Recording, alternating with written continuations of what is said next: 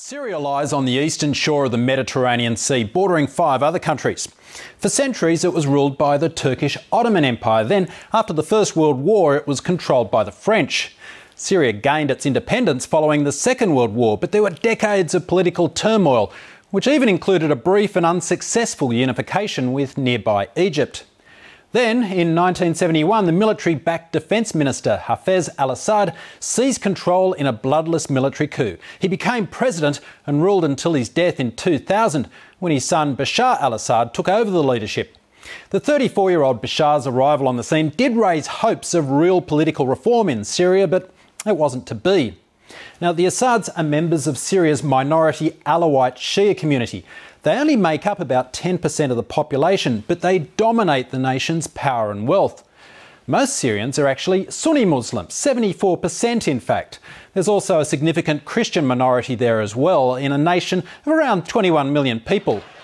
Now, the current unrest in Syria was sparked in March last year when protesters took to the streets, emboldened by the Arab Spring spreading across the region. It's become the greatest challenge to the Assad family's 4-decade-long grip on power. But politically, the protesters have struggled to unite themselves into a cohesive force. The Syrian National Council has tried, but it's distrusted by some Syrians who see it as dominated by Islamist groups such as the Muslim Brotherhood.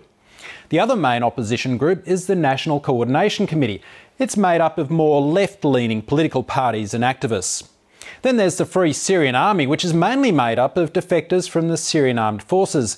Their exact strength, though, is unknown.